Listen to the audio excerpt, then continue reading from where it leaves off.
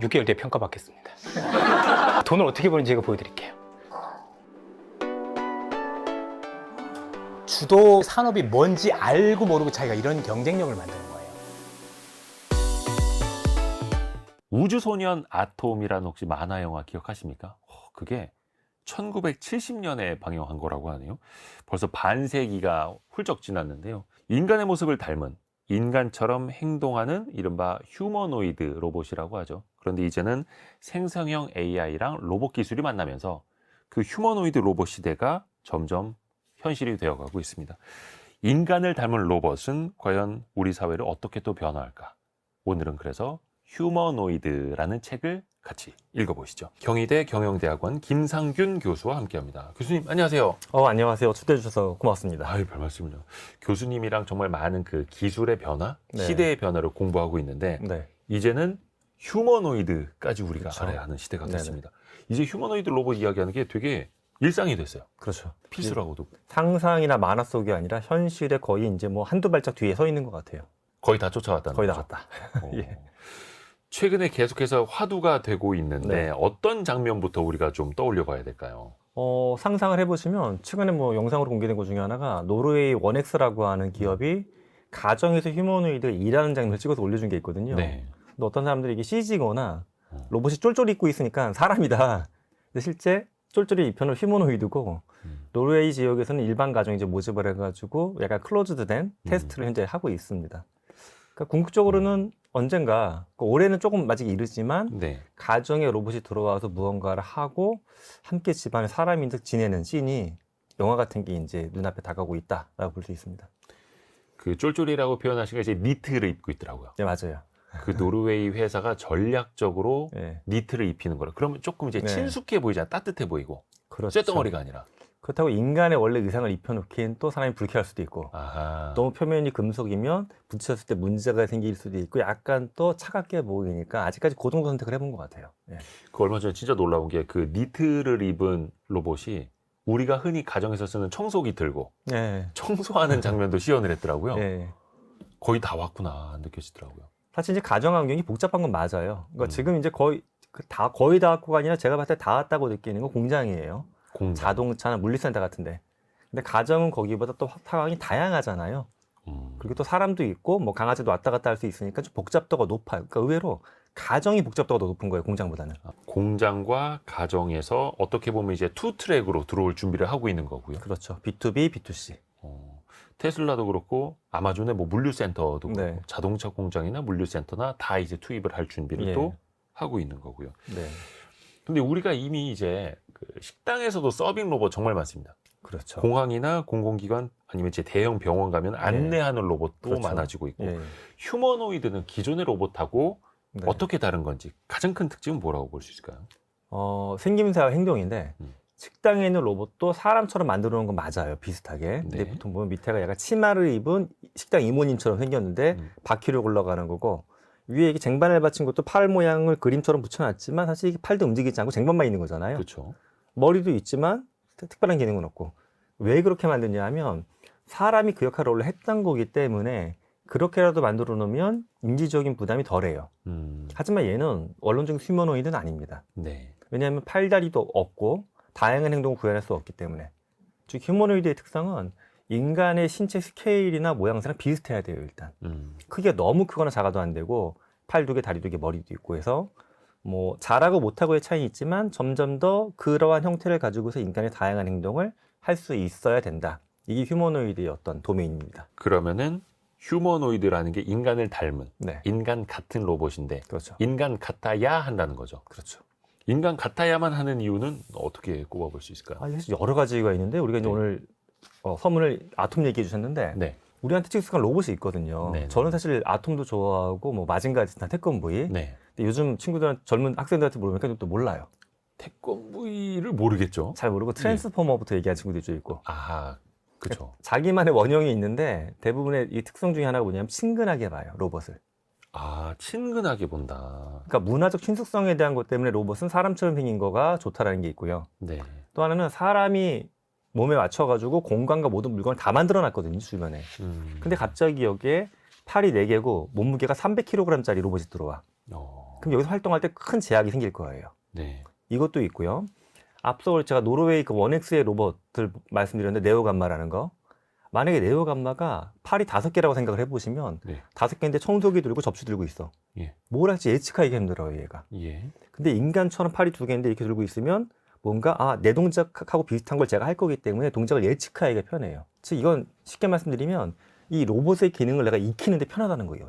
그러니까 이렇게 문화적인 거, 어떤 공간의 특성에 맞는 신체적인 특성, 그다음에 내가 배우기 편하다는 거, 소통하기 편하다는 거, 이런 여러 가지 요인 때문에 인간에 맞춰서 만들고 있습니다. 그러니까 사실 로봇의 기능만 생각하면 막 팔다리가 막 5개, 10개씩 있는 게 더 높은 고기능을 발휘할 수도 있는데 예. 사람처럼 대하듯이 편안하게 받아들이고 네. 인간이 하는 걸 그대로 네. 똑같이 따라할 수 있게.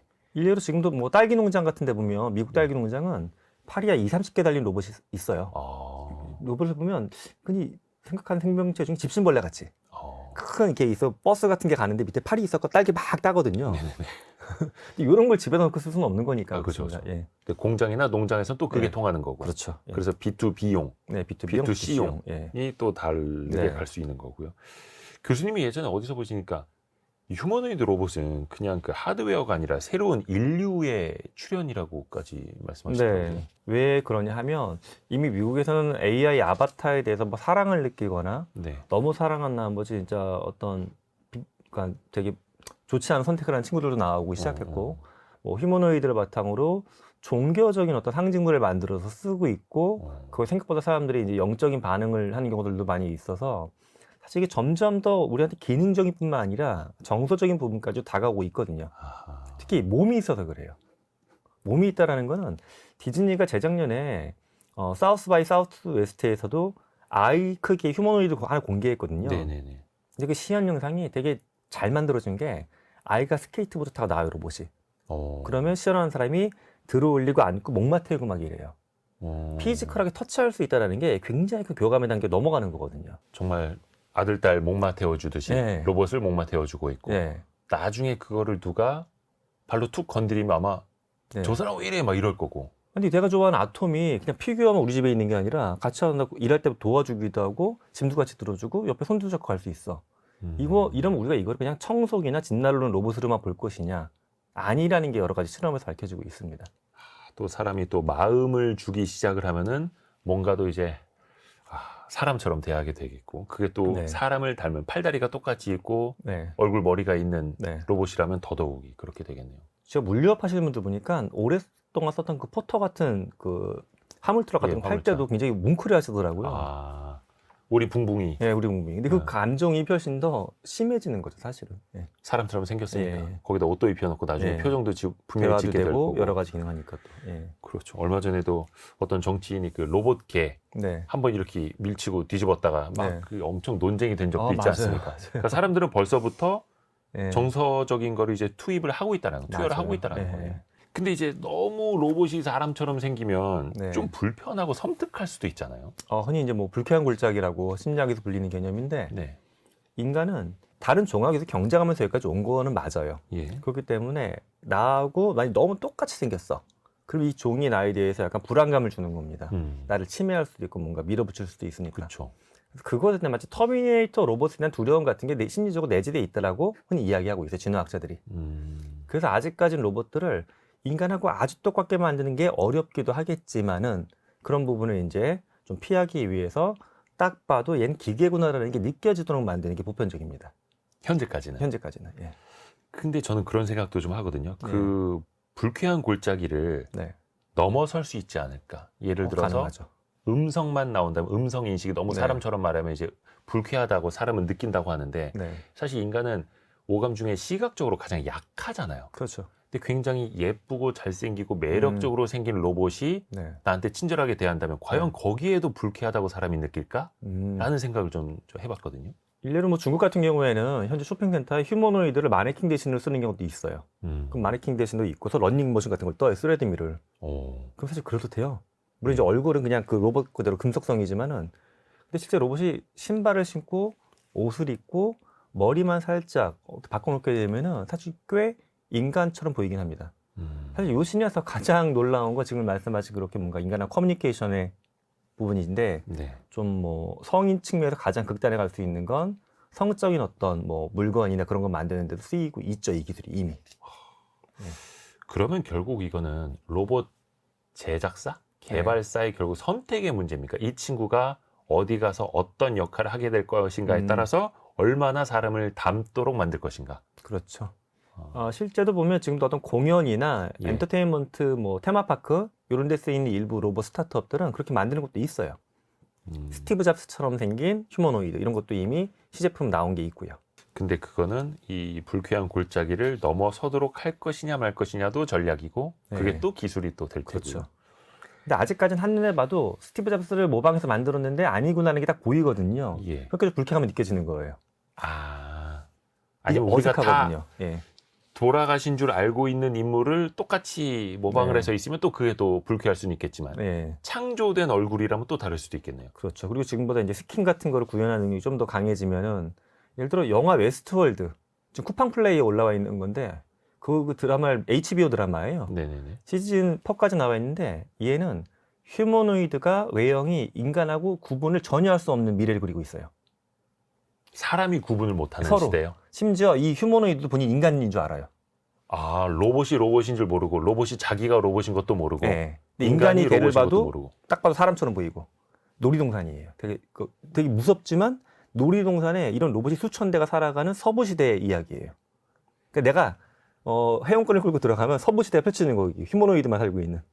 근데 그게 네. 저게 사람인지 로봇인지 구분이 안 되고. 다 사람처럼 보이게끔. 근데 일단 악수를 해도 네. 뭔가 이렇게 피부가 느껴지긴 네, 하는데 느껴지고, 체온도 느껴지고. 꽉 만져봐 이게 뼈인지 네, 아니면 모르겠네. 스틸인지 구분이 되고. 또 그런 시대를 이제 상상한 콘텐츠가 웨스트월드인데 이게 1973년도에 처음에 영어로 만들어진 거거든요.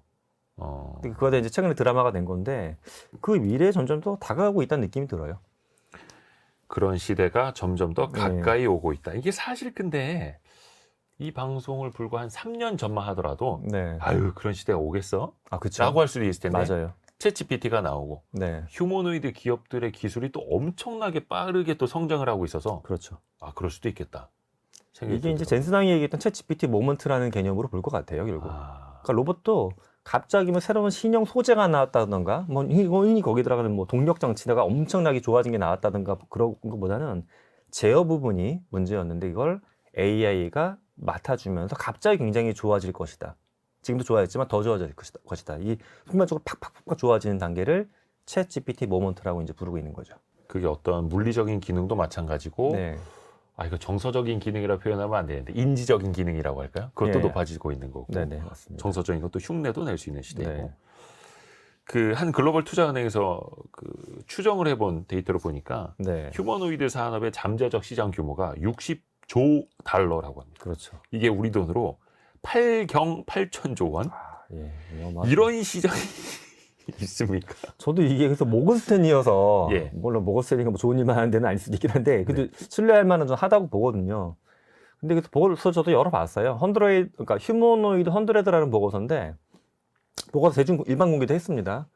근데 이들이 얘기한 이 시장이 사실 휴머노이드 자체에 대한 파생 시장까지 다 묶어서 보는 거긴 한데 좀 그래도 봐도 이게 너무 큰 시장인 게 2023년 기준으로 세계 자동차 시장이 3조 달러거든요. 예. 그럼 그거의 20배예요.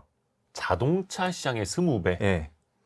그래서 저는 그런저런 이제 비교자를 놓고 봤을 때 어떻게 이걸 결론 냈냐 하면 인류가 이제까지 만들었던 여러 가지 제품 중에 단일 제품으로는 파생 시장까지 최대 규모의 제품이 나오는 것이다. 이렇게 봐야 보는 거예요. 그 정도입니까? 왜냐하면 뭐 일론 머스크 같은 경우 휴머노이드가 100억대 필요하다라고 주장하기도 하거든요. 근데 그 주장이 저는 허황된 것 같았는데 하나하나 파보면 일견 타당한 부분도 있긴 있어요 또. 예. 그러니까 어떻게 보면은 이제 휴머노이드 로봇 한 대를 구매하는 것뿐만 아니라 네. 휴머노이드 로봇용 충전기, 휴머노이드 그렇죠. 로봇용 의자, 휴머노이드 그렇죠. 로봇용 옷. 그렇죠. 파생 시장이 뭐 보험 시장도 생기고 뭐 렌탈이나 해주는 뭐 그런 서비스 시장도 생기고 교육해주는 시장도 생기고. 교육 보험. 그러니까 네. 뭐 휴머노이드 로봇이랑 부딪혀서 다칠 수 있으니까 그 보험 상품 따로 그렇죠. 나올 수도 있고. 그게 자동차 보험보다 더 규모가 커질 수도 있겠죠. 일상의 공간에 다 들어오니까. 사람처럼 많이 네. 휴머노이드 로봇이 돌아다닌다면. 그리고 전 세계 교육 시장이 지금 엄청 큰 거잖아요. 근데 만약 휴머노이드가 20억대만 된다고 쳐도 개를 교육하는 시장이 또 얼마나 커질까? 원래 없던 시장인데. 우리 집 휴머노이드 로봇이 아직 조금 들떨어졌는데 얘 좀 네. 가르쳐 주세요. 과외 선생님 네. 붙여가지고 얘를 업그레이드 시키고. 이게 어색한 것 같지만 어찌 보면 지금 소프트웨어 개발하는 거 비슷한 거거든요. 오. 휴대폰은 뭐 신형인데 소프트웨어가 후졌어. 그럼 잘 안 돌아가는 거잖아요, 이게. 그런 개념인 거죠. 그렇게 해서 60조 달러, 네. 8경 8천조 원. 네. 자동차 시장의 20배 되는 시장이 열릴 수 있다. 네. 근데 이게 먼 미래가 아니다. 예. 모건스탠 예측은 10년 정도 바라보고 있더라고요. 특히 여기에 미국만 앞서가는 게 아니라 어떻게 보면 기술로 보면 오히려 중국 기술이 더 앞섰는데 또 이렇게 볼 수도 있잖아요. 최근에는. 그런 부분이 많이 보이죠, 최근에. 중국은 뭐 이미 국가적으로 사활을 좀 걸었다라고 느껴요. 왜냐하면 중국은 이미 휴머노이드 관련된 기업만 해도 200군데가 넘고요. 완성품 만드는 회사들도 여러 군데 있지만 또 지난달에도 보면 유니트리 같은 경우에 휴머노이드를 대중 판매도 한번 파일럿으로 했어요. 예. 16,000달러부터 스타트 가격을 해가지고 그만큼 자기네들 자신이 있다. 국가에서 지원해준다. 우리가 이제 얼마 전에 AI 그 LLM 딥시크 때문에 좀 충격을 받았잖아요, 중국 거. 예. 근데 저는 그거랑 같은 맥락으로 휴머노이드 씬이 지금 돌아가고 있다는 게 느껴집니다. 중국의 기술이. 예, 중국 기술이. 그러니까 미국에 못지않게 어떻게 네. 보면 그 하드웨어 기술은 미국을 또 앞선 아니 왜냐면 이제 요즘에 로봇 씬에서 그러니까 로봇 네. 개발사들에서 네, 누가 먼저 덤블링을 시키느냐 네, 누가 먼저 옆으로 덤블링을 시키느냐 예, 누가 먼저 더 예, 예. 빠르게 점프를 시키느냐 예. 뭐 이런 경쟁이 또 장난 아니더라고요. 예. 그래서 저는 그냥 현재 쓰고 있는 것만 봐도 가정에서 쓰는 로봇 청소기가 네. 세계 넘버원이 중국 거예요, 사실은. 그렇죠. 저희 집 솔직히 그거 쓰고 있어요. 예.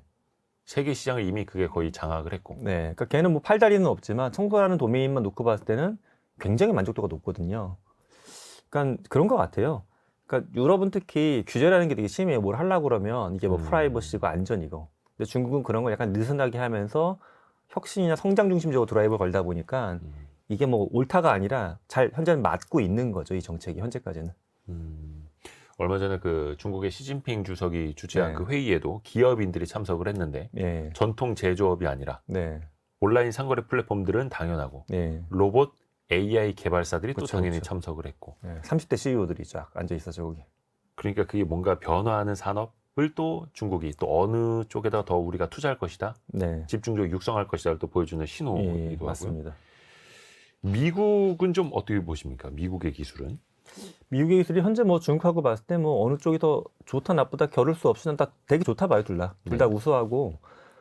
근데 미국은 이제 보게 되면 큰 공장이나 또 AI 씬에서 관련된 원천 기술이 높잖아요. 네. 그러니까 미국은 테스트할 수 있는 마켓 선수도 많은 것 같아요, 자국 내에서. 아, 만약 자동차 공장, 물류센터, 여러 가지 서비스 대규모 또는 글로벌한 뭐 당연히 이제 또 외국하고의 교육도 중국보다 훨씬 많기 때문에 테스트할 수 있는 마켓 자체가 훨씬 많고 테스트 마켓이 많다는 건 그만큼 로봇이 학습할 수 있는 어떤 성장 속도도 빠르다라고 보고 있고요. 이미 또 완성품을 만드는 로봇 기업들도 꽤 여러 개가 있습니다.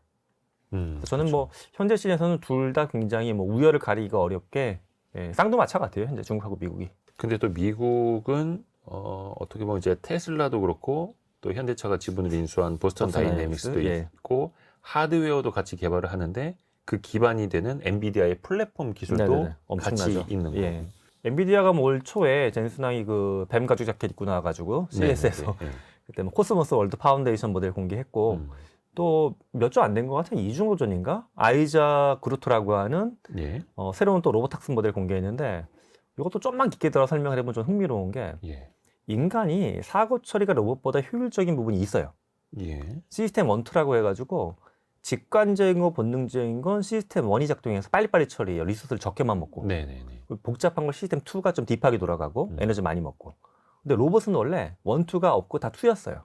간단하게 물값 잡을 때도 뭔가 계산이 복잡하게 들어올리고 알고리즘에 따라서 하나하나. 예. 수학 계산한 건 똑같이. 예. 근데 이제 엔비디아 머리 쓴 게 로봇도 1, 2로 쪼개면 좋겠다. 오, 로봇에게 그게 직관을 아이작 주자. 그루트예요. 예. 오와. 그래서 저는 이게 효율성 측면에서는 좋다. 근데 한편으로는 인간하고 이렇게까지 점점 더 닮아져도 괜찮을까에 대해서 약간 인지과학자로서 두려움 약간 생기기도 하고 그렇습니다. 예. 그러면 이제 나중에 로봇이 어떤 행동을 했는데 예. 왜 방금 그 행동을 했는지 나한테 설명을 해봐라고 했는데 네. 감으로 이렇게 했는데요. 그렇죠. 인간도 사실 운전할 때 보면 거의 자율주행이라고 생각하거든요. 한 손으로 운전하면서 통화하고 막 딴 생각도 하잖아요. 그렇죠. 사람들이 운전 잘하는 분들. 로봇도 사실은 이제 로직이 그렇게 된다는 얘기죠. 장기적으로는 점점 더. 예. 근데 그게 짜인 알고리즘이 아니라 로봇에게 마치 직관이 생긴 것처럼. 그렇죠. 직관 생긴 듯이. 예. 그거를 또 이제 엔비디아도 많이 또 개발을 하고 있는 거고. 그래야지 뭐 CPU나 전력량을 적게 먹을 거니까. 예. 그러니까 이제 물리적으로 어떤 기능을 어떻게 인간처럼 뭐 관절이 됐든 손가락 마디 어떻게 움직일 것인가에다가 같이 인지하는 기능과 판단하는 기능까지 어떻게 넣을 것인가. 네네. 같이 또 투트랙으로 가는 거고. 네. 아까 말씀 중에서 일론 머스크가 휴머노이드 로봇이 최대 100억대요. 예. 100억대까지 탄생할 거라고 혹은 네. 필요할 거라고 이야기를 했다 하더라고요. 네. 실제 이게 어느 시점 안에 가능할 거라고 보세요, 혹시? 뭐 일론 머스크는 2040년 정도로 그렇게 예상했고, 15년 남았다. 예. 저도 책에서도 뭐 5년 후, 10년 후, 20년을 한번 예측해 보긴 했어요. 페르미 추정을 해가지고. 네. 근데 제가 예측한 건 사실 일론 머스크 숫자보다 많이 적어요. 적은데 그거는 좀 급진적인 변화를 어떤 측면이 있냐 하면 전 타당성이 있다라고 가정을 해보자. 그분이 변호해보면 이런 논리를 생각해 보시면 돼요. 예. 한 30년, 40년 전에 우리 집안에 가전제품이 몇 개 있었을까 생각을 해보면 한 30년 전에 좀 또 많지만 40년 전이면 제가 초등학교 학생일 텐데 네. 그때면 저희 집의 가전제품은 식구당 하나 될까 말까 했던 것 같아요. 뭐 에어컨도 없었고 TV, TV, 냉장고, 세탁기, 뭐 라디오. 예. 라디오 정도. 그 당시에 컴퓨터도 없었고 휴대폰 당연히 없었고 예. MP3 없었고. 근데 지금 보면 저만 해도 아내하고 둘이 사는데 가전제품 얼추 따져도 90개는 넘는 것 같아요. 거의 뭐 셀 수가 없겠죠. 그렇죠, 그렇죠. 셀 수가 없잖아요. 예. 그렇게 보면 이제 일론 머스크 주장은 이거죠. 정말 그 모든 거의 끝판왕이 얘인데 사람들이 얘를 한 대씩 안 갖고 다니겠어? 라는 거예요. 아니 전 세계 인구가 80억 명인데. 근데 여기 이렇게 계산해 볼 수가 있죠. 지금도 스마트폰 안 갖고 있는 사람이 전체 인구 절반이 넘거든요. 지구에서 보게 되면. 근데 뇌도 마찬가지일 거예요. 하지만 일부 사람은 왜 한 대? 5대, 10대. 아. 그리고 또 공장이나 상업 공간에 들어가는 것들. 이렇게 따져보게 되면 100억이라는 숫자가 말도 안 된다고 또 단정 짓기는 또 어렵다는 생각이 들어요. 낚시터에서 낚싯대를 하나만 들이우고 있는 게 아니듯이 그렇죠. 예. 낚싯대 5개 펼쳐놓고 다 네. 내가 이제 관측할 수 있듯이 네. 로봇도 거의 뭐 미니밴에다가 이제 5 네. 명이라고 해야 됩니까? 5대라고 해야 됩니까? 로봇을 태우고 어디 같이 예. 가서 예. 야 내려 이래. 우리 조선시대 보게 되면 노예가 있었잖아요. 노비가. 예. 그처럼 만약 20대 정도 보유하고 있으면 제가 그걸 집안일도 시키고 진짜 농작도 경작시키고 공장 갖고 일을 시키고 그러니까 나의 진짜 사병처럼 노비처럼 쓸 수 있게끔 생각하는 것도 있는 거죠. 근데 그게 노비라고 하는 게 표현이 이상해서 그렇지 공장에 보면 작업 머신이 지금 되게 많고 그렇죠, 그렇죠. 현대적인 자동차 공장만 해도 이미 작업 공장이 절반 가까이 이미 로봇화가 됐죠. 물론 휴머노이드가 아닌 산업화 로봇이지만 예. 어떻게 보면 그렇게 해서 우리가 자동화를 통해서 생산성을 높여왔듯이 네. 이제는 휴머노이드 로봇을 통해서 이 생산성을 높일 수 있는 거고 네. 그게 또 하나의 자본 권력이 될 수도 있을 거고 그렇죠. 또 거기에서 또 양극화도 또 벌어질 수도 있을 네. 테고요. 10년 전만 해도 전 사람들한테 지금 저희 집에서는 로보락 같은 게 와서 청소를 다 해줄 거라고 했었는데 거짓말이라고 했을 거예요. 미쳤어. 10년 안에 이거 되겠니라고 했을 건데 그런 관점으로 보는 거죠. 80억 인구지만 휴머노이드 로봇은 15년 안에 100억대까지 늘어날 것이다. 이건 이제 일론 머스크의 말이고 네. 상황에 따라서 또 달라질 수도 있겠습니다만 뭐 네. 예를 들어서 나중에 지금의 휴머노이드 로봇 가격이 엄청나게 비싸더라도 나중에 정말 싸질 수도 있는 거고요. 그렇죠. 지금 뭐 싸야지 2천만 원인데 가격이 많이 낮아질 수도 있겠지만 또 하나가 파이낸싱이죠. 그러니까 내가 로봇을 구매하는 게 아니라 빌려 쓰는 시장, 파견하는 시장. 이 파견이라는 단어가 쓰이기 시작했어요. 파견한다, 고용한다. 파견직 직원 고용하듯이 예, 예. 로봇을 파견해서 네. 혹은 리스로 예, 그러니까 라스라고 하는 모델 RAAS라고 해서 로보틱스 에저 서비스라는 산업 도메인이 만들어지면서 여긴 로봇을 구매하지 말고 고용하세요. 필요할 때만 이렇게 설득을 하기 시작했습니다. 구독하듯이 네, 구독입니다. 일단 3개월만 한번 구독해 보세요. 네. 그러면 저희가 로봇 보내드립니다. 3개월 써보시죠. 그렇죠. 유지 보수랑 교육도 우리가 시켜주고. 예. 마치 거의 뭐 정수기 비대처럼. 네. 근데 마음에 안 들면 이 친구 저기 반납하고요. 더 나은 버전으로 보내주세요. 예, 이게 정수기 비대랑 인력 파견 업체가 머지가 되고 있는 희한한 상황이 되는 것 같아요. 근데 이게 2025년에 이런 이야기를 하고 있는데 한 2030년 되면 네. 얼추 이렇게 집에 휴머노이드 로봇 들였다라는 네. 소리가 좀 들릴 수도 있을 것 같아요. 네, 저도 그렇게 느껴지는 이유가 일례로 젠슨왕만 봐도 젠슨왕이 3년을 5년을 했을 거를 CES 가서 떠들지는 않거든요. 이 사람이. 되게 짧은 기간 안에 구현 가능, 수익될 수 있는 걸 이야기하거든요. 그 중국하고 미국 기업들도 이들이 5년도 10년 후에 이걸 판매하려고 지금 이렇게까지 떠들 필요는 전 없다라고 봐요. 예, 그러니까 그만큼 좀 시간이 생각보다 가까이 와 있다라고 보는 거죠. 그 중국 그 로봇 기업들 아까 이야기를 했습니다만 유니트리 같은 경우에는 지금 가장 싼 거 우리나라 돈으로 휴머노이드 로봇이 네. 2천만 원이 안 되지 않습니까? 2천만 원, 16,000달러니까 2천만 원 뭐 초반대 정도 될 것 같아요. 근데 그거를 과거에 유튜버들이 스마트폰 신형 제품을 언박싱 하듯이 네. 이제 휴머노이드 로봇을 언박싱하고 있고 그렇죠. 옷도 입히고 뭐 그거 시키고 하더라고요. 그리고 리모컨으로 조정을 하면서 길거리 예. 같이 산책하고 예, 있고 예. 그런 시대가 현재 됐다라는 거. 예. 무섭습니다. 엔비디아에 또 투자하시는 분들도 상당히 많으십니다. 그리고 네. 엔비디아가 과거에는 AI 학습 추론용 어떤 그렇죠. GPU 칩, 그래픽 카드 쪽으로 네. 특화됐었다면 이제는 플랫폼 기업이 되고 있고 그렇죠. 로봇 중에서도 빠질 수 없는 기업이 되고 있잖아요. 예. 이건 어떻게 보십니까? 로봇이 만약에 일론 머스크의 예측대로 뭐 배역대가 된다라고 가정을 해보세요. 네. 근데 정말 그럼 전 세계 다양한 브랜드에서 로봇이 나올 텐데 문제는 로봇을 어떻게 학습시키고 그러니까 지능적으로 제어할 거냐의 이슈가 있어요. 그러니까 엔비디아는 그런 것 같아요.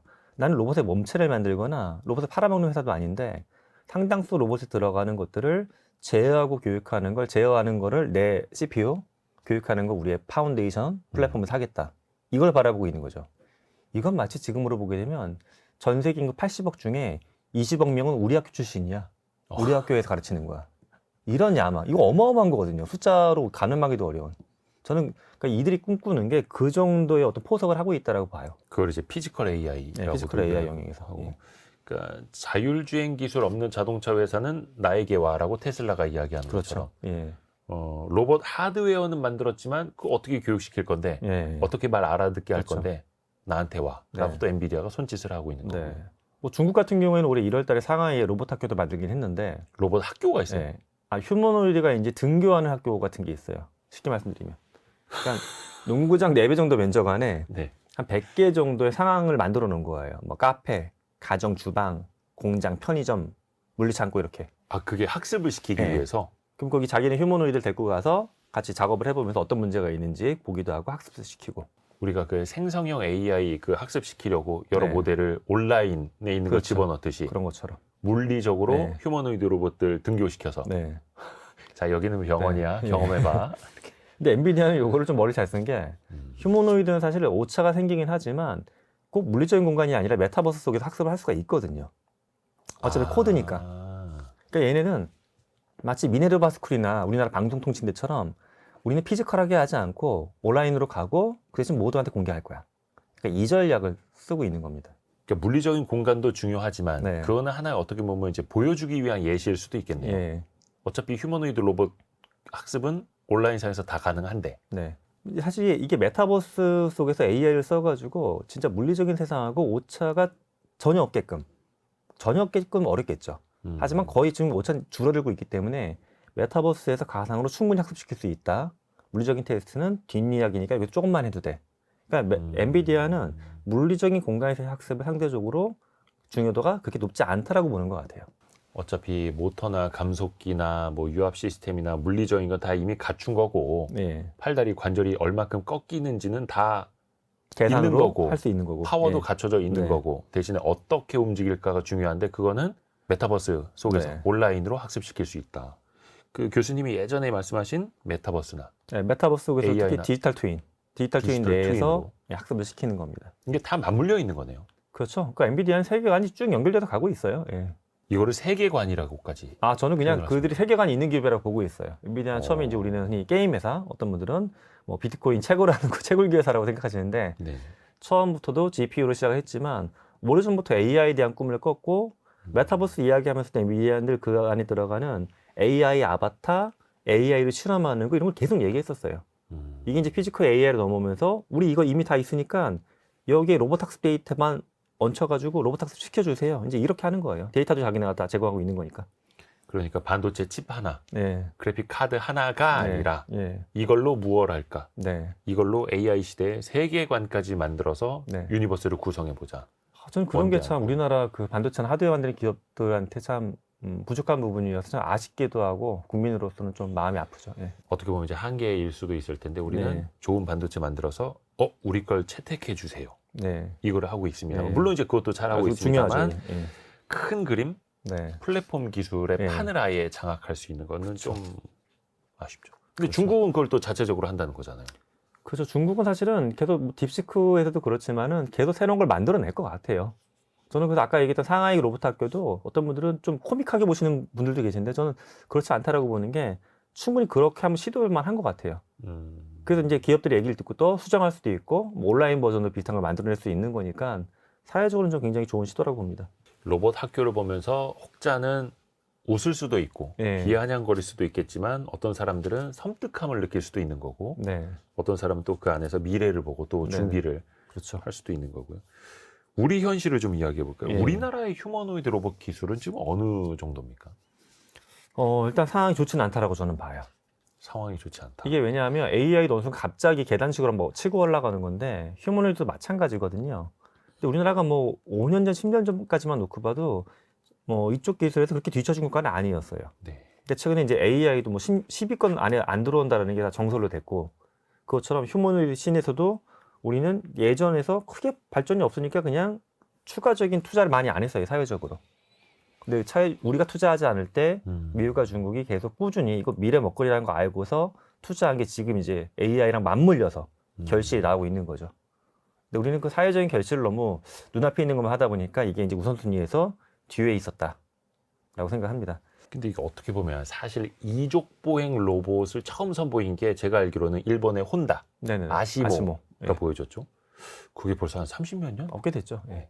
근데 우리나라 카이스트도 휴보라는 걸 바로 만들어서 네. 우리가 혼다 아시모를 따라갑니다라는 걸 보여줬고 네. 근데 사실 그 이후에 네. 너무 오랜 시간에 공백이 있었다는 거죠. 그렇죠. 왜 그럴 수밖에 없었을까요? 저는 이게 국가 전략도 그렇지만 대기업들만 봐도 지금 뭐 삼성전자가 레인보우 로보틱스를 뭐 인수를 했지만은 네. 우린 그런 것 같아요. 전략적으로 보면 좀 근거리에 있는 먹거리 위주였어요, 애들. 근거리 위주도 보면 특히 중요한 게 원가 절감 쪽. 우리가 이거 다른 말로 봤을 때 패스트 팔로워였어요, 애들. 누가 하고 있는 게 먼저 보이면 빨리 쫓아간다.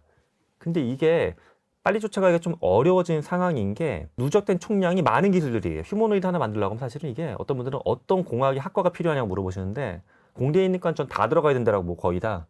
그럼 공대과만 들어가면 되냐? 아니죠. 아까처럼 뭐 정서적인, 인지적인 거 하려고 그러면 사회과학적인 것도 엄청나게 개입이 돼야 되거든요. 그러니까 원충기도 굉장히 다양하기 때문에 점점 더 패스트 팔로워 전략을 쓰기가 어려워진 거예요.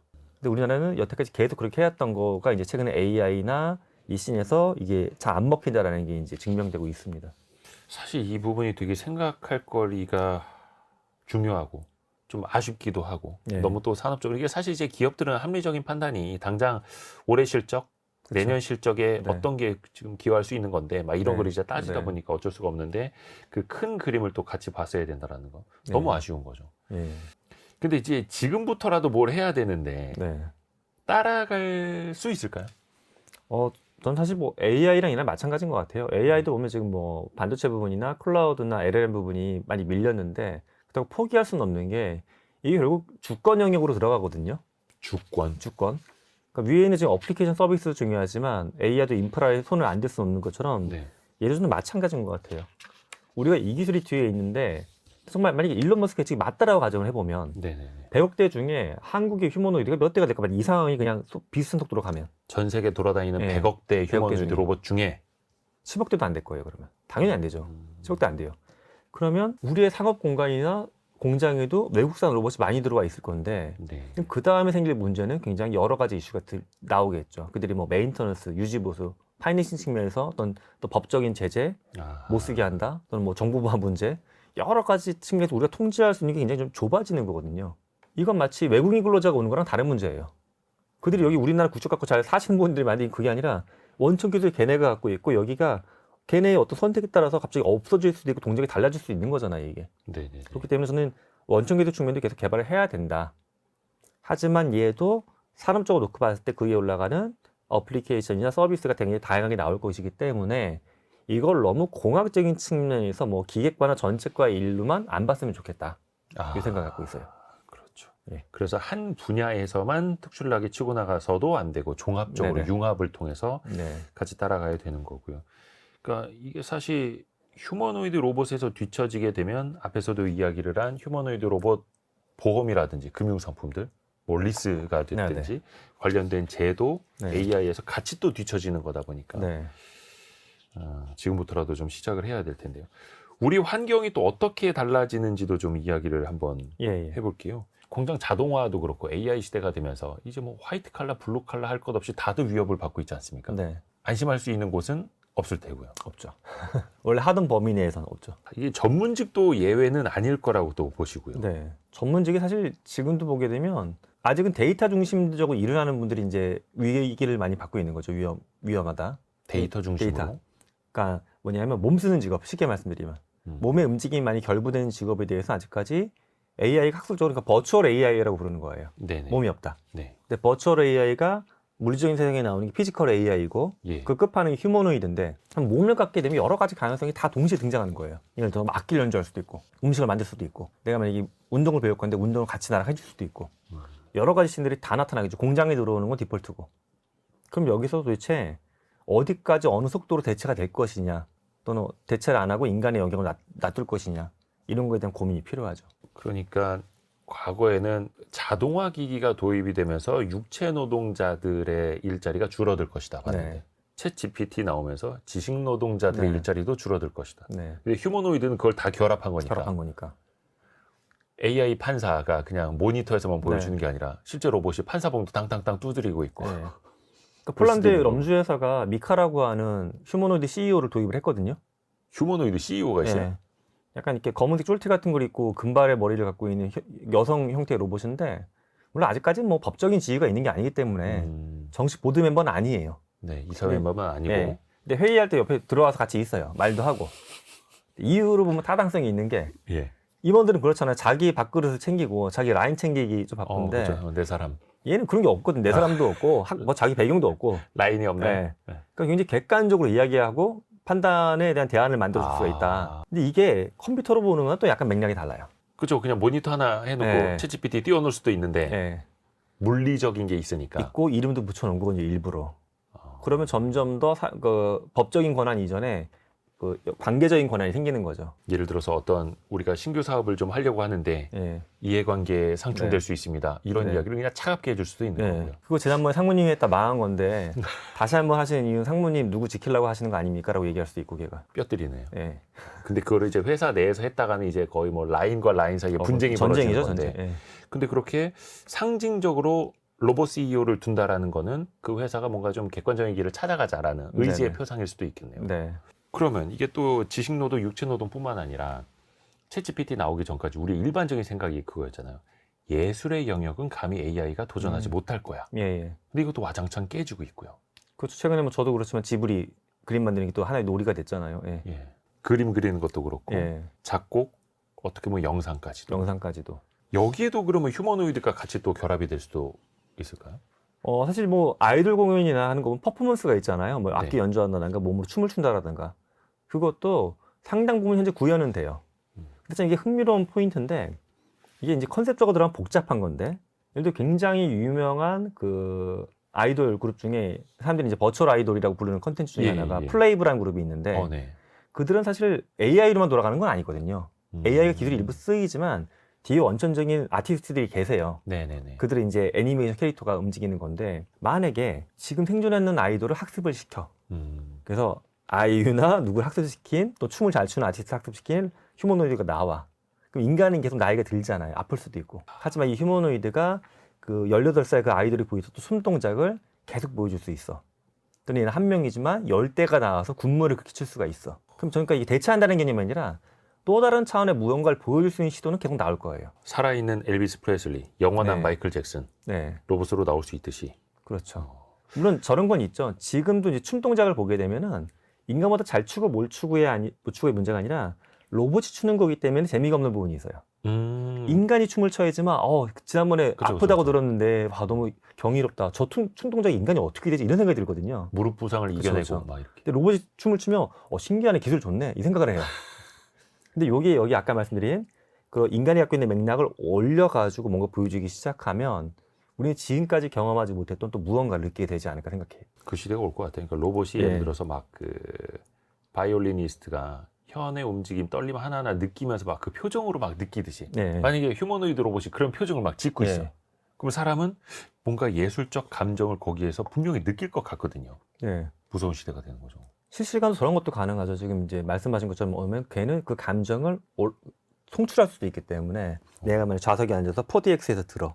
그리고 감정이 변화했더라고 또 여기서 어떤 울림을 4D적인 줄 수도 경험을 있고. 주면 그러니까 그게 다 지배한다는 게 아니라 그런 것도 하나의 장르화될 수가 있다라는 거죠. 아, 장르가 될 수 있다. 예, 하나의 장르가. 요즘 보면 이제 중국에서도 공개된 영상 보면 휴머노이드 로봇에게 쿵푸 하는 것도 학습시키고 그렇죠. 덤블링뿐만 아니라 춤추는 것도 학습시켜서 네.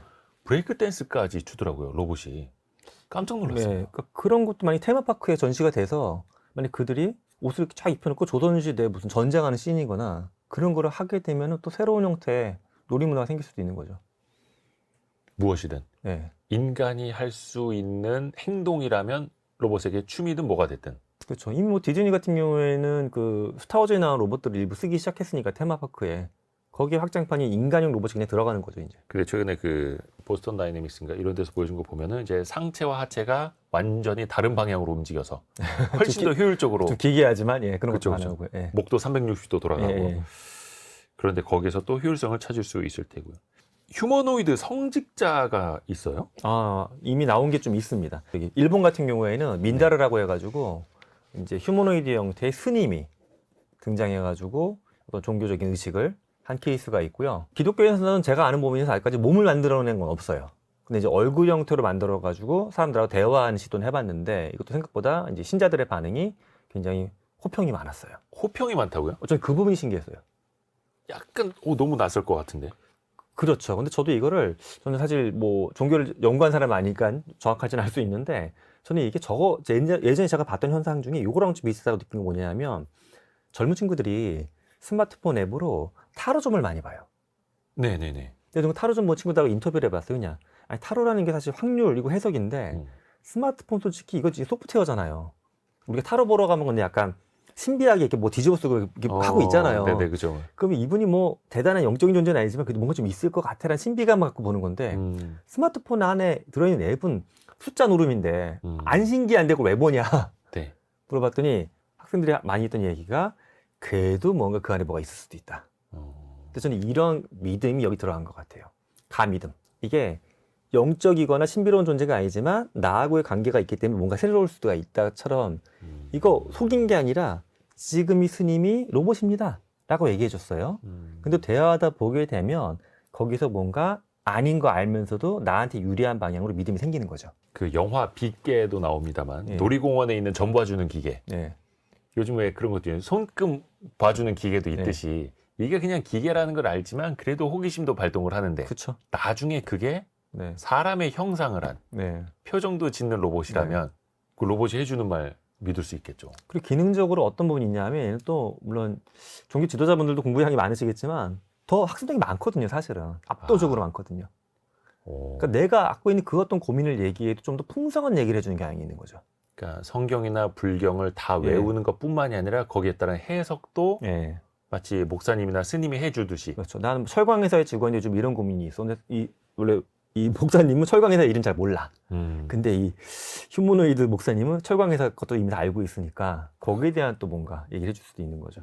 나중에 고해성사를 로봇한테 가서 해야 되나요, 이거? 저 고해성사는 종교적으로 많이 될 것 같아요, 실제로. 아, 그러네. 감정을 안 가지니까. 뭐 작년에 이미 루체룬에서 그러니까 뭐 얼굴만 있는 거였지만 AI 예수님 만들어서 뭐 격자 뒤에 걸어놓고 했을 때 사람들이 영적인 경험했다는 사람들이 3분의 2였거든요. 체험자 1000명 중에. 약간의 그 뇌 착각일 수도 있겠지만 네. 근데 어떻게 보면 그렇게 해서 내 마음이 편안해진다라고 하면 네. 뭐 종교의 또 순기능을 따온 걸 수도 있겠고요. 그렇죠. 그러니까 이게 꼭 뭐 기괴한 시도거나 반대할 게 아니라 그 선을 잘 사회에서 거주는 게 중요할 것 같아요. 예. 아, 그렇죠. 그래서 또 제도도 이 기술의 발전을 같이 또 따라가야 하는 맞아요. 거고요. 예. 많은 분들이 또 걱정을 하시는 게 노동시장일 거예요. 우리 네네, 일자리는 그렇죠. 어떻게 될까? 물론 부가가치를 창출하고 생산성을 높이는 건 다 좋겠지만 네네. 당장 네. 나의 자식 세대가 일자리를 뺏길 수도 있는 거고요. 그렇죠. 그건 어떻게 보면은 피할 수 없는 미래일까요? 많은 노동에서 변화가 올 거라고 봐요. 저는 학생들하고 뭐 농담 삼아 얘기해 주는 거 하나가 제가 태어났던 해까지 있던 여성분들한테 굉장히 좋은 일자리가 전화교환수였는데 70년대 초반. 전화 교환원. 교환원. 네. 근데 교환원이 지금 다 사라지신 거잖아요. 네네. 사실 다 사라진 건 아니고 전화 교환하는 시스템을 모니터링하는 분들은 극히 일부가 남아있긴 하죠. 근데 학생들한테 그 얘기를 해주면 학생들이 되게 의아해요. 아니, 교수님이 조선시대 사람도 아니고 교수님이 태어났을 때까지만 해도 그 직업이 있었다는 게 믿겨지지가 않는다고. 그것처럼 몸을 쓰는 직업이라는 게 꼭 기계가 못 들어오는 게 아니다. 점점 더 이미 밀고 들어왔기 때문에 속도는 더 빨라질 거라고 좀 봐요. 그러니까 시대가 변한다라는 건데 네네. 이걸 그 국가 경제적인 측면에서 놓고 보면 우리가 왜 GDP 산출할 때도 소비, 생산, 투자 중요하지 않습니까? 네. 로봇이 생산은 대신 해줄 수 있을 것 같아요. 네. 근데 이제 투자와 소비는 어떻게 될지 모르겠네. 이게 휴머노이드 로봇을 이제 사면서 투자는 이루어질 수 있겠지만 네. 이게 우리가 인구 감소 시대에 살다 보니까 네. 로봇으로 인해서 어떻게 생산성을 높일 수 있을 것인가, 인구 감소를 어떻게 대체할 수 있을 것인가도 그렇죠. 고민을 해봐야 되지 그렇죠. 않습니까? 예. 교수님은 어떻게 생각하세요? 어떻게 될까요? 일단 저는 중국이 왜 이렇게 휴머노이드에 열을 올리거나 그걸 좀 연구를 해봤어요. 네. 중국이 왜냐하면 인구가 되게 많잖아요. 흔히 세계 공장이라고 이야기할 정도로 많은 거의 제조업을 돌려주고 있는데 그럼 인구가 이렇게 있는데 굳이 왜 휴머노이드로 대체하려고 할까? 막대한 투자를 해가면서 이 생각을 해봤는데 전 중국은 이렇게 해석을 해봤습니다. 중국도 현재 인구 감소기에 들어가 있고요. 국가적으로 인정했고 그렇죠, 그렇죠. 장기적으로 언제까지 우리 국민들을 여기에만 투입을 할 것이냐. 장기적으로는 하단의 모든 제조업은 로봇으로 최대한 대체를 하고 우리 국민들은 더 공부를 많이 시켜가지고 더 지식 노동자로 가야 된다. 그리고 우리나라에서 훈련된 로봇들이 또 해외에도 나간다. 이게 마치 과거에 화교들이 또 전 세계로 퍼져갖고 이랬던 것처럼. 그러니까 어찌 보면 브랜드 뉴한 전략이지만 어찌 보면 또 굉장히 옛날 전략을 기술적으로 한번 재해석한 것 같기도 해요. 그러면 약간 차이나타운 생기듯이 차이나 로봇타운이 생길 수도 있겠네요. 진짜 만약에 100억 대 중에 뭐 40억 대, 50억 대가 전국에 전 세계에 깔린다라고 하게 되면 예. 직간접적으로 중국의 영향을 엄청 받지 않을까 싶어요, 저는. 로봇들이 이제 좀 일하다가 나와서 우리 차 한잔 마십시다. 또 서로 그렇게 얘기할 수도 있는 거고. 근데 이제 어떻게 보면 이제 공존이 되게 중요할 것 같습니다. 네. 근데 앞에서도 젊은 학생들, 어린 아이들은 태어나 보니까 스마트폰이 있었던 그렇죠. 그런 세상에 살고 있는 것처럼 어떻게 보면 이제 태어나 보니까 네. 휴머노이드 로봇과 함께 살아가는 세상이 될 수도 있는 거잖아요. 그렇죠. 우리는 그럼 아이들에게 이걸 어떻게 교육을 해야 될까요? 어떤 교육이 필요할까요? 한 가지는 확실한 게 우리가 교육을 다 시킬 수 없다. 이걸 인정해야 될 것 같아요. 네. 이제까지 우리 부모님 세대나 우리 세대는 우리가 살아가는 성공 방정식이 있던 거잖아요, 사회에. 네. 현재 한국 사회는 아직까지 의사라는 게 하나의 방정식이 굉장히 크게 딱 자리 잡고 있고. 네. 근데 이제 현재까지 내가 살아온 게 우리 아이한테 안 통한다라는 걸 인정해야 돼요. 근데 이걸 인정하기가 되게 힘들어요, 대부분. 그래도 기본적인 공부하고 그래도 기본적으로 탑10 안에 대학 들어가서 어떻게 하면 먹거리가 있어. 근데 이게 앞으로 계속 통하지 않다는 걸 약간 인정을 하고서 가장 중요한 그래서 아이한테 키울 역량이 저는 적응력이라고 봐요. 적응력. 왜냐하면 얘가 부모님이 살아왔던 시대랑 다른 시대를 살아갈 거거든요. 네. 그렇기 때문에 계속 준비한 대로 너는 못 살아. 바꿔야 돼. 피보팅 해야 돼. 그러니까 기업을 할 때 피보팅 할 수 있는 역량이 개인한테도 심어져야 된다. 근데 이게 사실 어른도 되게 안 되고 아이들도 되게 안 되는 것 같아요, 저는. 피보팅을 되게 못 해요, 저는. 제가 봤을 때 주변 사람들이. 예. 있는 거를 빨리 또 포기하고 뒤집고 새로운 네. 것을 하고 네. 또 거기 가서 또 빠르게 적응을 해야 되고 네. 그래서 사실 쉽지 않죠. 예. 제가 지난주에 김남도 교수님하고 인터뷰를 잠깐 했는데 네네. 김남도 교수님이 그 얘기를 하시더라고요. 손에 있는 걸 이렇게 좀 놓을 수 있어야 되는 것 같다고. 근데 손에 들어온 거 사실 놓기 싫잖아요. 좋은 거니까. 예. 나야지만 새로운 걸 계속 질 수가 있는데 우리가 차 손에 있는 걸 못 놓고 사는 것 같다고. 저는 약간 그런 거랑 비슷한 맥락으로 이상을 봅니다. 사람이기 때문에 그렇죠. 네, 사람이기 애착이 때문에. 있고 기존 것들을 지켜야 한다라는 마음이 있기 때문에. 또 동물이니까 변화에 대해서 본능적인 두려움을 갖고 있고. 예. 근데 어떻게 보면은 그 적응력을 가르치는 게 가장 중요한데 나중에 네. 그런 적응력도 AI 로봇에게 배우는 거 아닌가라는 생각도 듭니다. 왜냐면 이제 지금 아이들이 태블릿 PC로 네. 인강 들으면서 네. 온라인으로 선생님을 만나고 있잖아요. 네. 그 선생님이 누군지도 모르고 예. 이런 것처럼 언젠가는 AI 로봇이 사람 앉혀놓고 야, 너 그거 모르지? 내가 가르쳐줄게. 앉아봐봐. 예. 내가 500년 동안의 역사에 대해서 5분 네. 안에 설명해줄게. 이럴 수도 있는 거고요. 아까 조금 이제 사회적인 문제 이야기할 때도 네. 언급을 해주셨습니다만 나중에는 결혼 안 하고 네네. 휴머노이드 로봇과 사랑에 빠지는 것도 가능하지 않을까요? 그런 영화도 있었잖아요. 엑스마키나를 보게 되면 정말 매력적인 로봇한테 인간의 애정을 느껴 사랑에 빠지는 네. 그런 씬인데 저는 그래서 두 가지 경로가 다 가능할 것 같아요. 하나의 경우는 인간이 사실 인간관계에서 스트레스가 점점 많아져요.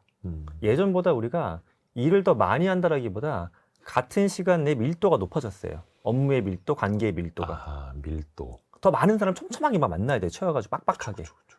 근데 사람 간의 관계는 행복도 생기지만 어려움도 생기는 거거든요, 이게. 관계가 네, 어렵죠. 어렵잖아요. 예.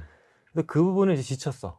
그래서 사적인, 개인적인 자아는 나 그냥 편한 로봇하고만 지내고 싶어. 이런 문화도 생길 거예요. 내가 필요할 때는 같이 수다 떨어줘 하다가 네. 피곤하면 너 지금부터 2시간 동안 말하지 마. 네. 해도 되는. 그게 저는 현재 성인들 중에 집에 가서도 맥주 한 캔 먹으면서 GPT랑만 대화하는 분도 계시고 뭐 성인 그 돌 같은 거 써가지고 사신 분도 계신데 저는 그게 지금 좀 기괴하다고 사람들이 얘기하는데 그거를 문화적으로 잘 만들어내면 그렇게 사는 분들도 의외로 많아질 것 같아요. 그러면 이제 결혼은 더 안 하게 되겠죠. 그렇게만 보면. 그렇게 되면 또 부족한 인구를 또 휴머노이드 로봇이 채우려고 할 한켠에서 것이고. 채우고. 야, 이거 그럼 지구의 지배종이 점점 아까 얘기했던 일론 머스크 예측대로 100억 대가 넘어가고 인구는 점점 더 감소하면 이 지배종은 도대체 숫자가 많은 거야? 이게 뭐야? 약간 곤란한 점이 생기겠죠. 호모 사피엔스가 네. 호모 휴머노이드. 네, 그렇게 될 수도 있고. 근데 또 긍정적인 측면도 보게 되면 네네. 우리가 뭐 회사 다닐 때 힘들고 또 관계를 맺고 결혼하고 힘들고 하는 것 중에 하나가 해야 될 게 너무 많은 거잖아요. 일이라는 게. 네네. 근데 그걸 만약에 휴머노이드가 많이 채워줘. 집안도 보게 되면 아이 키우고 뭐 여러 가지 치우고 너무 힘든 일이 많은데 이 가사 노동의 상당 부분을 로봇이 대체를 해줘. 지금도 보면 집안에 뭐 흔히 가전 세계 이모라고 하는 게 있잖아요. 식세기, 뭐 로봇 청소기 해가지고 네네네. 가사 노동을 줄여준 건데 더 회사거나 집에서 노동이 점점 더 그렇게 간소화되고 줄어들게 되면 이것 때문에 더 많은 관계 맺고 문화 예술 즐기면서 인간의 관계가 풍성해질 수도 있다. 그럼 우리는 더 좋은 관계 맺고 더 결혼하는 비율도 증가할 거다라고 예측하기도 해요. 저는 양쪽 관계가 다 있다라고 봐요 지금. 휴머노이드 로봇을 주제로 만든 영화들을 보면 예. 결말이 딱 2가지로 나뉘더라고요. 파멸적인. 그 시스템 다 부시고 끝나는 그렇게 되거나 아니면 뭔가 짠하게 끝나는. 그 바이센티널맨도 그렇고 네. AI라는 영화도 그렇고 마지막에 진짜 인간이 되고 싶어하는 그 네. 휴머노이드 로봇의 마지막 결말 이런 걸로 나뉘지 않습니까? 인간이란 무엇인가? 약간 네. 이런 질문 던져주는 영화들. 막 철학적인 거 막 네, 로봇이 네, 고민하고 네. 있고 막 네. 나는 누구인가 고민하고 네. 있고 어떻게 될 거라고 보세요? 그 미래는 미래. 가보진 않았습니다만 우리가 저도 이제 소설을 쓰는 사람이기도 하지만 저는 소설가이시기도 학생들이 비슷한 합니다. 질문할 때 이렇게 좀 답변을 하고 있어요. 네. 맞다. 내가 쓴 소설도 디스토피아적이다. 하지만 SF에서 디스토피아가 훨씬 더 많이 그려지는 거는 그래야지만 서사가 훨씬 더 몰입감이 높아진다. 휴머노이드가 많아져가지고 우리 만화속 공간처럼 행복하게 포켓몬처럼 같이 지내가 따뜻하게 살면 어른들이 그걸 보겠냐. 디스토피아를 통해서 우리는 몰입할 수 있고 더 많은 고민을 끌어낼 수가 있다. 하지만 그렇다고 해서 디스토피아를 만들자는 것도 아니고 그런 고민을 통해서 우리는 유토피아를 만들 수 있지 않을까 하는 뭐 그런 얘기를 저는 하는데 이상한 나라 앨리스를 봐도 그런 얘기가 있잖아요. 고양이한테 앨리스가 길을 묻잖아요. 어느 쪽으로 가야 되겠냐. 근데 고양이가 되게 단순한 답변이지만 그건 네가 선택하게 달려져 있다라고 답하는 좀 근신이 여긴 것 같아요. 인간이 과연 미래가 어떨 거라고 자꾸 물어보는데 사실 우리 모두의 선택의 총합이 미래가 아닐까. 좀 그렇게 대답을 피해 봅니다. 만들어가는 거죠. 예, 만들어가는 거 그러려면 아닌가. 같이 고민하고 또 준비를 해 나가야 되는 거고요. 이 끝에 디스토피아가 있다고 제가 확신을 하면 우리가 이 모든 걸 덮어버려야죠, 사실은. 그래서 오늘 우리가 휴머노이드라는 네. 책을 이 책의 저자인 김상균 교수와 함께 읽고 있는 거고요. 교수님께 네. 이 휴머노이드 책을 관통하는 핵심 구절 네. 하나를 좀 부탁드리고자 합니다. 직접 좀 낭독해 네. 줄 수 있을까요? 제가 사실 책 앞부분에 제 손글씨로 넣어놓은 거예요. 오. 이게 사실 공학적이기도 하면서 인문학, 사회과학적인 융합적인 책이어서 이 책을 쓰면서 책을 탈고하면서 제가 2kg가 빠졌어요, 살이. 오. 고민을 많이 하셨군요. 네, 마지막으로 근데 던져드리는 메시지는 사실 이 한 문장이었습니다. 예. 인간을 닮은 기계 앞에서 우리는 인간을 찾는다.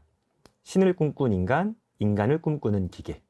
다시 우리의 생각은 되돌아간다는 의미일까요? 어떤 그렇죠. 의미입니까? 예. 그러니까 인간은 어찌 보면 로봇을 만들어내는 게 약간 신의 놀이를 하고 있다는 생각이 들어요. 근데 우리가 로봇을 깨어내는데 이 로봇은 점점 더 인간의 꿈을 꾸는 것처럼 인간을 닮아가고 있고 이게 참 묘하다는 생각이 들었어요. 그러니까 우리가 꿈을 꾸고 그들은 깨어나고 있고 이게 지금의 상황이 아닌가 생각합니다. 그 로봇이 우리 인간을 창조주라고 생각하고 잘 따라야 할 텐데요. 네, 그러니까 우리가 동반자가 될지 경쟁자가 될지 뭐 아직 미정인 것 같습니다. 가보지 않은 미래지만 우리가 가고 있는 현재 곧 미래가 될 현재이기도 하고요. 다음 세대가 아닌 우리가 책임져야 될 미래 같습니다. 오늘 별책부록은 경희대 경영대학원 김상균 교수와 함께 휴머노이드라는 책을 같이 읽어봤습니다. 교수님 감사합니다. 즐거웠습니다. 고맙습니다. 고맙습니다.